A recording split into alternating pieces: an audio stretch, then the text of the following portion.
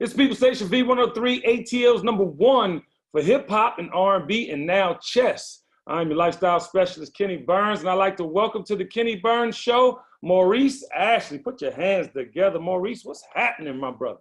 Yo. What's up, Kenny? Thanks for having me, man. Appreciate it. Man, it is an honor. I do many of an interview, and I've never interviewed a grandmaster of chess. First time for everything. It is a first time, and the fact that you are Black blows my mind. What got you into chess? You know, my friends were playing in Brooklyn. I was always a games player coming from Jamaica, came here when I was 12 years old. And we used to play games all the time, whether it's dominoes, some draughts, you know, checkers, as you know it as. And chess was one of those side games. It was just one of the games we played. But it wasn't until I came to Brooklyn, where I went to Brooklyn Tech High School, where a friend of mine was playing. I thought I was smart, played him, and he just crushed me. And I couldn't believe it. I was very competitive. And I happened to see a book in a library, and I took it out and I read the book. I said, I'm going to whoop him. And I went back and he crushed me again. Right. And it turns out he had read that book and a bunch of other books. And that just started the love affair right there. That is amazing, man. What does it feel like, though? So you go through this process, you're learning the game, you're getting whooped a couple times. And, you know, as a competitive man, I'm sure you're like, nuh-uh, I'm going to get my game together. What does it feel like to become a chess grandmaster?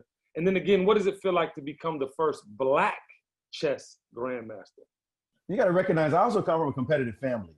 My brother is a 3-time world champion kickboxer. Wow. My sister is a 6-time world champion boxer.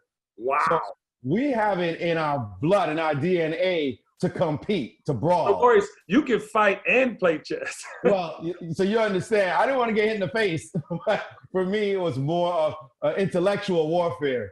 And to go through the ranks, to grow up as I did, like I said, going in high school, playing the brothers in the park here in BK who played chess for real. You know, they hustled you, they trash talk you while they're hustling you and playing music. And the whole vibe of growing up in the competitive atmosphere that was Brooklyn back in the day.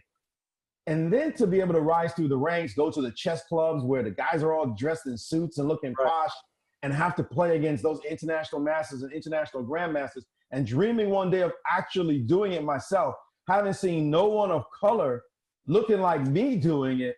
I mean, it was a climb. It was a climb. So when I finally did it in 1999, it was one of those things where your dream comes true.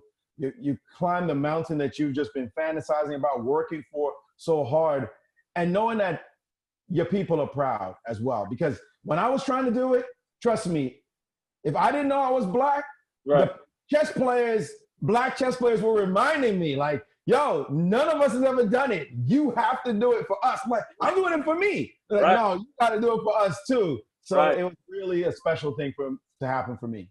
And going through that process, man, and becoming the best, you know, we as creatives, we as athletes, you know, just loving a challenge, we want to be recognized. And for Hennessy to have a campaign all about championing the power of your own potential, what was that like to be recognized by such a huge brand? It was absolutely humbling. When they were first approaching me about it, I didn't believe it. I have an agent who I saw this message in my inbox, and I said to my agent, nah, come on, check this out. This can't be real. And then when she came back to me and said, yeah, Hennessy wants you to be a part of this Wild Rabbit campaign. They believe in you. It's never stop, never settle. I was like, wow, this is crazy. You got to imagine a young brother growing up in Brooklyn playing chess, playing chess, and then years later being recognized by a brand like Hennessy. I mean, the fellas back in the hood are just like minds are blown. Yeah, they don't believe it. For not being a basketball player, for not being a rapper, for not being a famous actor, but for being a grandmaster. Credit to Hennessy for recognizing our diversity, our abilities across the board in multiple areas, not just the areas that people stereotypically put us in, and for them to say, this needs to be recognized. The Black intellect needs to be recognized in a big way. And so I have to say I'm humbled, and I'm also impressed and proud at the same time. That's amazing. So you shoot this commercial, you know, you're in your bag, you're like, I'm here, I'm on set. Wait, it's done. Oh, wait, I just saw myself on TV. Like, what was that feeling like? Well, they did rep me with a younger version, showing me growing up in the hood, in the parks, playing chess. So it wasn't exactly my face. We did a separate shot that had me in it. But seeing the commercial for the first time, I'm going to tell you, I'm a big NBA fan. Right. And when it showed in the conference finals, and I'm sitting there watching B-ball and then seeing my commercial come on, right. I mean, come on, man, that's not real. That's that dream stuff. That's just not real. Absolutely. I couldn't believe it. I was screaming. I was whooping and hollering. It was absolutely astonishing. But even though it wasn't you in the younger shots, like it was your story. It was wrapped around honoring you and your efforts. Absolutely. Is, you know, we work in our lifetime sometimes and don't get recognized for who we really are. And this is you, brother, a Black grandmaster at chess. I got to be real with you, man. For me, growing up, the one thing I wanted more than anything else was to not be forgotten. You know, like I said, I grew up in Brownsville. Mike Tyson's from Brownsville. I never ran, never will. The streets was hard. And I had death fantasies. And I say fantasies, I mean being afraid of dying. Wow. You know, before I was somebody, before I did what I wanted to do. And a big thing for me was fear of being forgotten. Like you just, you know, some of my friends went out like that, just got capped, and that was it. And only in our memories. And for me to accomplish something that gets recognized forever, that somebody could be 100 years from now, 200 years from now, it's always going to be written first Black grandmaster in history. I'm in the U.S. Chess Hall of Fame. Come on, talk that talk, Maurice. Talk that talk. I'm being real. You know, that is something for me that I can hold on to. I can feel like, yo, I did something on this earth. Man, listen, man. That warms my heart, man, because you know, in life, bro, you're fortunate enough to have kids, get married. You're fortunate enough to reach your dreams in a profession. You're fortunate enough to just mean something to somebody.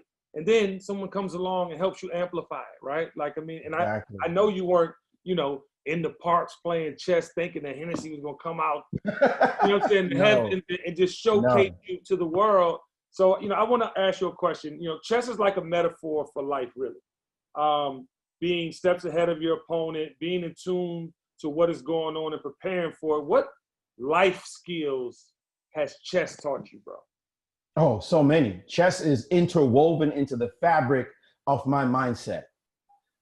When you think about planning ahead, when you think about thinking about the end game first and working your way backwards, what we call retrograde analysis. When you think about studying your opponent, knowing what the people around you are all about, getting inside their head so that you can have a better strategy about how to approach a situation. When you talk about consequences of every act, every decision that you make has consequences that you have to deal with. And sometimes you're going to fail. Talk about dealing with failure, how to come back from when you lose a game because you did something ridiculous, but learning that lesson and coming back and becoming more successful because you learned that lesson. Embracing risk. Risk is part of life. Being able to do calculated risk, not figure out everything because life is too complicated, chess is too complicated. But being able to look at it and say, you know what, I'm going to take this chance and see what comes from it. It is part and parcel of my being more patient, recognizing that patience is not just a virtue, it's a weapon. These are the things that you learn when you play chess. Man, I love it, man. And Black intellect and culture are so prevalent and so influential in music, fashion, sport, film. Yours is a story that shares a very different experience than we typically see, obviously. And it's inspiring to so many others who look like you. Whose story inspired you, bro? First, I got to get personal. My mother and my grandmother and my father as well, they sacrificed a lot to get me to where I am today. As a matter of fact, my mother left Jamaica when I was 2 years old. She left to come to the United States and spent 10 years getting her money together so that she could bring her 3 kids, me, my older brother, and my younger sister, who I mentioned earlier, so she could bring us to this country for us to have an opportunity. My grandmother was 64 when that happened, and she raised us for the next 10 years. She could have been retired and chilling. Instead, she raised her daughter's children so that we would be ready when my mother finally called us over. So I got to give it up to them. I got to give it up to my father, who started rough. You know, he had his challenges, but then he turned his life around, and he re-entered our lives, and then became a role model to us as a successful Black man. He, by the way, was a professional dancer. Wow. So also off the side track. You know, we do different things as family. Come on, talent, baby, talent. You know, we try to represent everybody's a role model. But my big heroes, I would say, two of them are Jackie Robinson and Arthur Ashe. Jackie Robinson's from Brooklyn, baby. That's what's up. And played for the Dodgers, got in the World Championship. Let's make it clear. But also, you know, his story, what was powerful for me was, as a Black man going through what he went through, he made it clear to me, as I read his story, he made it clear to me that what I was going through was a fraction of what was really rough. You know what I mean? Word. We are living on the shoulders of giants. As Black people today, we are living on the shoulders of historical giants. Come on. Including those slaves who had to live their entire lives on those plantations, working and dreaming of a better life for their descendants. Amen. Just surviving. So what they went through, to me, makes what we go through. You know, we're living some stuff right now. I'm not gonna lie. We're living some stuff right now, but let's be real. Our ancestors paid 100 times worse. 100 times worse with sacrifices we could not imagine. And for me, those slaves are inspiration. Jackie Robinson, inspiration. Arthur Ashe breaking through in tennis when no Black man had done anything like that, inspiration. I look at those who preceded me and recognize that I am living the dream. I am living the dream, and I am not going to waste my talent. Not one day I wake up thinking that I have it bad. I'm going to maximize everything I have, and they will always forever be an inspiration in my soul.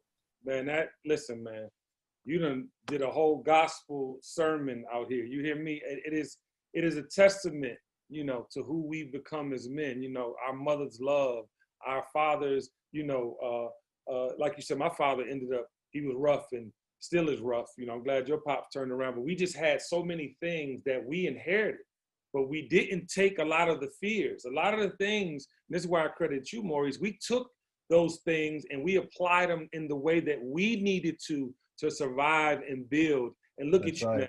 This actually sounds like a movie. This sounds like a feature film. And if you made it to the silver screen, Maurice, who would play you, bro?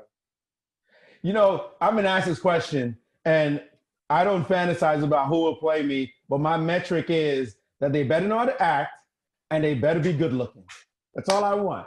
Just know how to act and make sure, you know, they rep our brother. Don't make me look bad. That's it. Just be good looking. You know what I'm saying? They got to have that kind of young Denzel swag to them. So whoever you can find, I'm good with it, man. That would be a dream come true as well. I love it, man. Well, you know, I think there's something there, brother. I mean, you know, the fact that you shared that your brother and sister were boxers and kickboxers, respectively. Your father was a dancer. Your mother was clearly the matriarch and kind of moved the family in the direction she saw fit with love and passion. So I see that you know, just the story alone, as I'm talking about it, you see it becoming visual. You know what I'm talking about? Brother, you know, does being Black, though, does that affect your chess game? Like, does that have anything to do with your superpowers in the chess world? You know, I say it's hard to say Blackness and put us in a box. Right. So I hesitate, right? Because Black is so many things.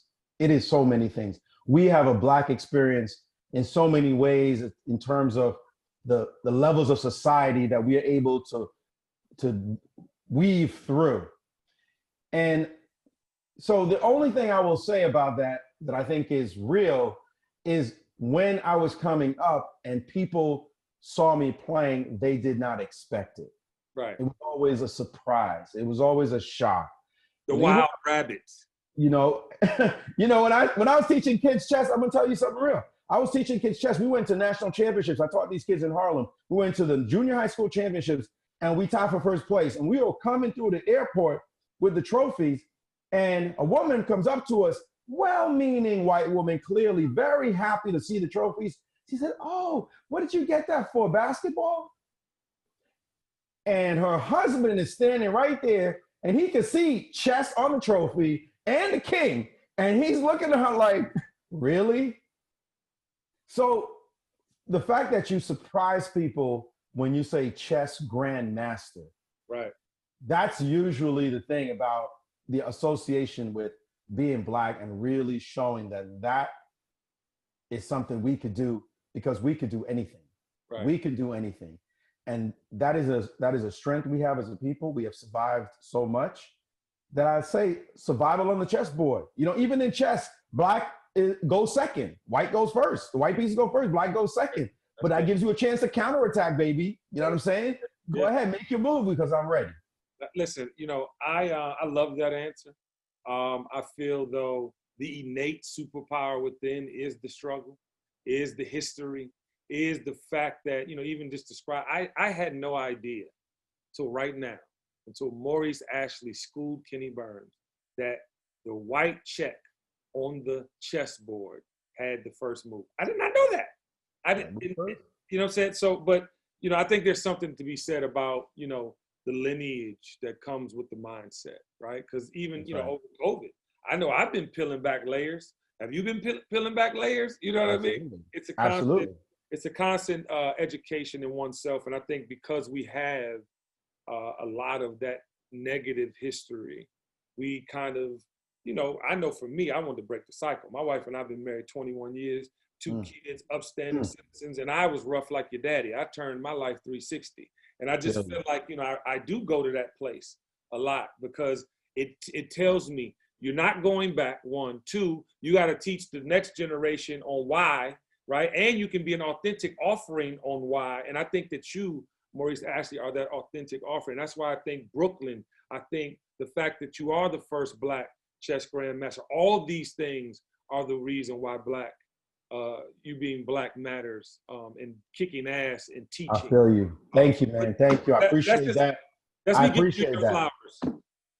Listen, we're all role models. And your story that you're speaking right now shows how much of a role model you are to our community as well.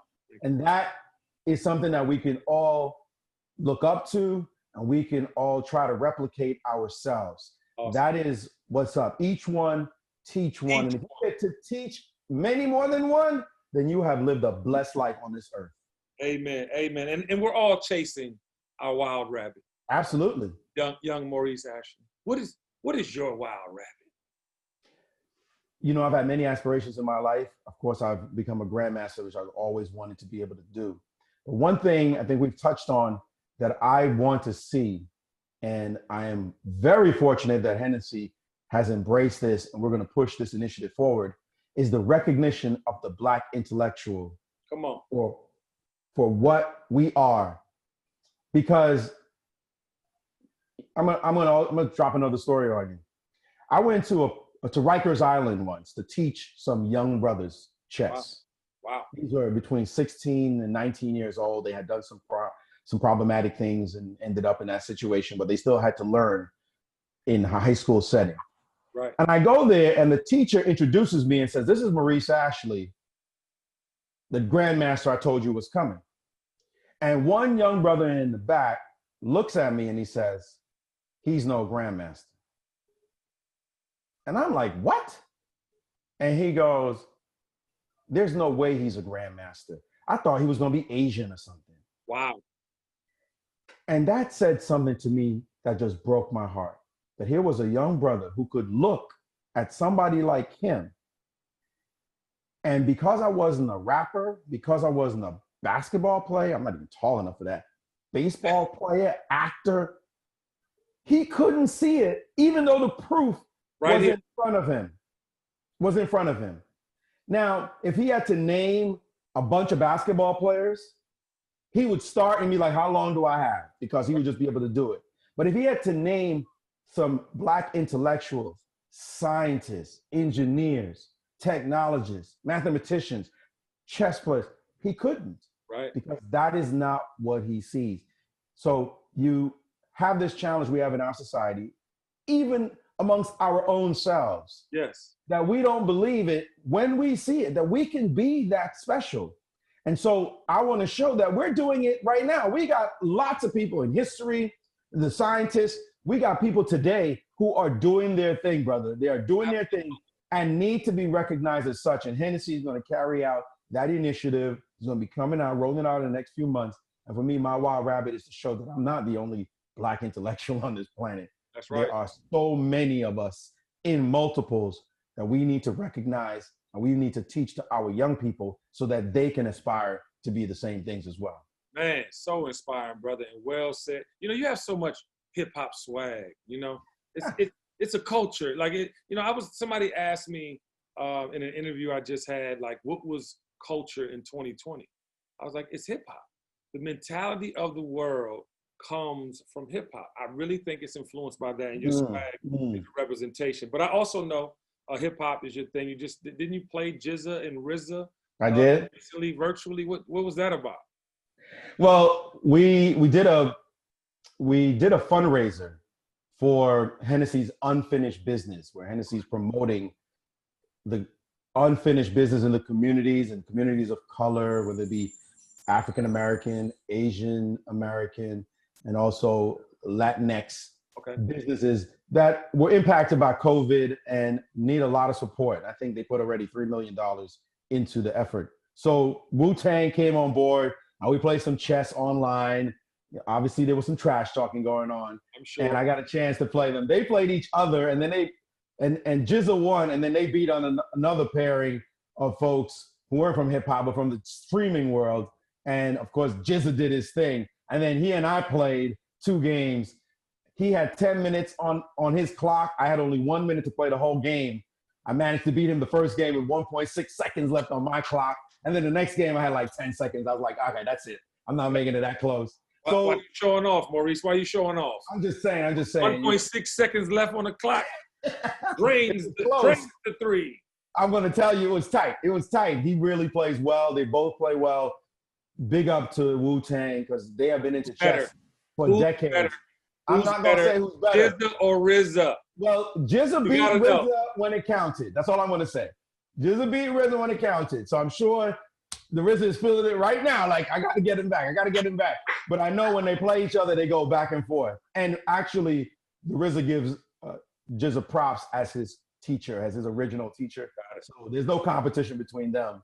They're just good dudes, and they wanted to help out as well and be a part of the experience. So that's how it is, man. Like you said, the spirit of hip hop is in us. I don't think of hip hop as a separate thing because I grew up in the vibe of hip hop. I grew up on the streets of Brooklyn, and we just live it. We live the music. Absolutely. And that's why when I was asked the question, I said culture is hip hop. Like, everything has been influenced by hip hop over the last 30 plus years. But I want to end this with a question. And before I give you your flowers, what is Maurice Ashley's favorite Hennessy cocktail or drink? I'm a simple man. Neat. And so I like it with my Jamaican roots with some ginger beer, not ginger ale, ginger beer and Hennessy. Just blend that and garnish it however you want. That's it. And that drink they now call the Grandmaster. So there you go. There it is. Talk that. Yeah. You see his shoulders, ladies and gentlemen. He went back like this. It was like, yeah, I'm out. Maurice, I just want to tell you, brother, from one Black man to another, I'm proud of you. I think that, what you have been able to accomplish in your life is not only necessary, but fulfilling on a lot of levels. Black intellect is a lost art as far as the way that it is amplified. And for Hennessy to wrap their arms around you and what you've been able to accomplish as a grand master in chess, will open the door for many more, man. So I just want to salute you, brother, and say congratulations. My brother, I appreciate it, man. I appreciate you. Appreciate what you do for the community as well, spreading out positive vibes. Thank you so much, man. Really appreciate it. Man. All love. Keep going, and I'm sure we will connect soon. I'm not going to ever challenge you in chess, though. We good. All right, brother. Peace, bro. Love.